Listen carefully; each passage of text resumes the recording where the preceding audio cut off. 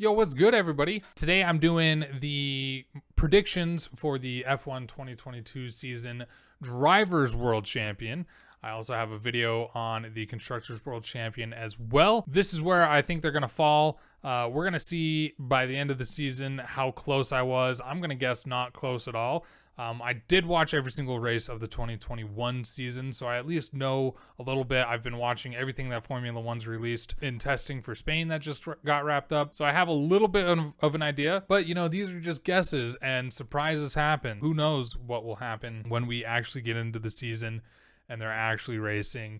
And come late November, we'll see where the chips lie, how well I did. I'm going to be going in reverse order. We're going to start with, this shouldn't be any surprise to anybody, Nikita Mazepin. We didn't see anything great from him last season. I don't think he deserves the spot on the team. Honestly, I don't think the Haas is going to do that much improvement, even though they spent all of 2021 working on their 22 car. I don't think the car is going to improve enough for him to improve in the stand. I'm going to put Guan Yu Zhou in 19th place. I'm hedging a bet that the Alfa Romeo is not going to do all that well. They might do well in 2023. Don't think they're going to do all that well in 2022. Also, Guan Yu Zhou, first year in Formula One, I think he'll struggle a little bit. Unfortunately, I'm going to have to put Mick Schumacher in that 18 slot. Again, I don't think the Haas car is going to do that well. He's a good enough driver. He trounced Mazepin last season, but that, again, didn't seem very hard. I think any driver on the grid could have beat Mazepin last season. And heck, Robert Kubica raced 2 races and ended up higher in the standings than Nikita Mazepin. But I don't think the car is going to be there for Haas. And Mick Schumacher, he's just going to give it his all, but he's going to fall behind some of these other people. Speaking of who's going to fall behind in 17th place, Nicholas Latifi. Sure, you got the Go Tifi memes, likable guy, seems great, incredibly lackluster. He's just one of those people where it's like, do I fully believe he deserves his seat based on his driving ability? I don't know. Will Williams be able to get their car up to where it needs to be to compete? I don't know, but I'm going to put Gotifi right there. Unfortunate circumstance, but that's where he's going to land at 17th. In 16th place. See, this is where it starts to get hard. It pains me to say this, I might have to go Alex Albon. Sure, he's raced Red Bull, a good enough racer. I think he'll do better than Latifi. But when you compare it to who I'm going to put in 15th place, which is actually going to be Valtteri Bottas, I just don't think, not there, Bottas. Let's get up there. I don't think Albon's going to do as well as Bottas, and I just don't think Bottas is going to have the equipment he's going to need to like really excel. Next tier, we're going 14th place, Yuki Tsunoda. He's an AlphaTauri. He's on my favorite team. I want him to do incredibly well. He started to do well at the end of last season. I just don't quite think he's going to make it up there, especially when you compare it to some of these other drivers. I hope the car does well, but Tsunoda, if he can really pin it down, he could definitely shoot up this list, but there are just so many other drivers in better cars that I think are going to do better than he's going to do. After Tsunoda, I've got to put Lance Stroll. I think the Aston Martin's going to be slightly better than the AlphaTauri, but I think they're going to be very close. I think Stroll, just with his experience, is going to be a little better than Tsunoda. But then again, towards the end of the season, Tsunoda was doing better than Stroll. What real great things did Stroll do last season? I don't know. But those two will be close, definitely interchangeable. After Stroll, in the 12th position, I'm going to have to give it to Esteban Ocon. Decent enough driver. I feel like the Alpine's not going to do as well as some people are guessing. So I'm actually going to have to go back-to-back Alpines. Ocon, I think Fernando Alonso, with his experience, I think he's been giving a ton of insight into what the car is going to be. I think it's going to be very well designed for how he's going to race. I think he has a lot to say on the team, so I think he's going to do better than Ocon. I think he's a better driver than Ocon. Going to have to put him right there. In the 10 spot, I got to put Pierre Gasly. The AlphaTauri can't compete with the top 4 cars.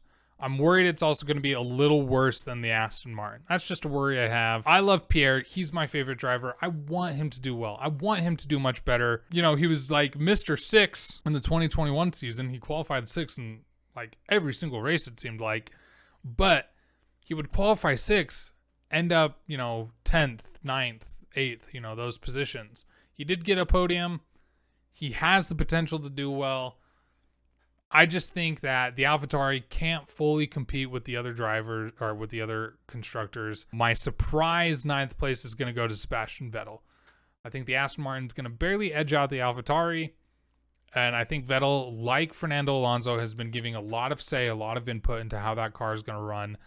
You know, Stroll's dad might own the company, but I think they're putting a lot on Vettel to really be that team lead and show the direction that car is going to need to go. So I think he's going to have that whole entire team around him. I think Pierre also has the whole entire team around him.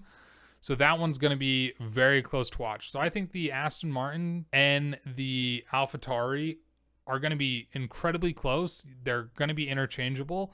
It's this midfield area that is always so hard to predict. Let's take it into 8th, and this is where we get the top 4 constructors, and really where I am hard pressed to put anyone anywhere. 8th place, Daniel Ricciardo, but I think all of these guys are going to be very close. I think there will be a gap from Ricciardo to Sebastian Vettel, and it'll be super close. We're not talking about like, oh, a 50-point gap, you know, from Ricciardo to whoever's next. We're talking like, I think maybe less than a double-digit gap. But I'm going to kind of rapid fire these. I think it's going to go Charles Leclerc. Now, people are saying he's going to be a future world champion. I don't know. Carlos Sainz did better than him last season. I think Carlos Sainz, with how consistent Sainz is, he gets in any car, he does well. I think Carlos Sainz is still going to eke it out. After that, 5th place, George Russell is finally going to get a car that does well. He's going to prove that he belongs up there. Honestly, I might put him up a little more. I just think there's going to be a car that's going to do better. My only downside is I'm going to worry he's going to want to be the number 1 driver. He's going to butt heads with Lewis Hamilton a little bit. So we're going to see a little bit of a shakeup there. After that, I've got to give it to my boy, Lando Norris. I think he has a ton of potential to do incredibly well with that McLaren. I think he's the brainchild of McLaren. He's the future of McLaren.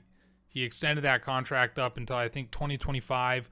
So they're putting a lot of stock into him. He's putting a lot of stock into the team. He's going to build the car around what he wants to build.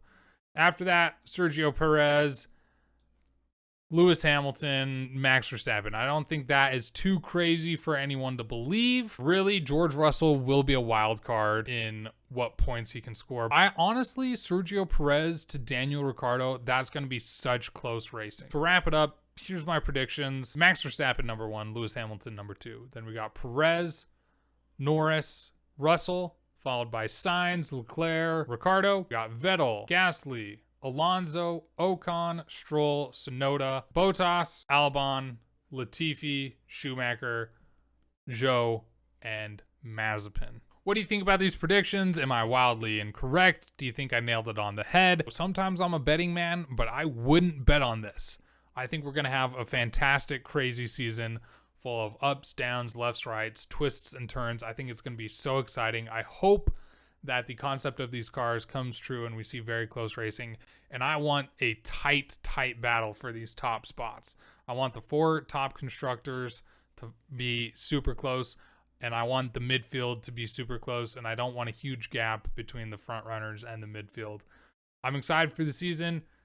Check back. I'm going to be talking more about Formula One. Check out the video where I predict what the Constructors Championship is going to be. I think there's going to be some positions there that might surprise you. But if you go off of this, you might be able to get an idea of where I think the constructors are going to land. So with that, thanks so much for watching. Click somewhere to see another video. I'll catch you next time. Peace out.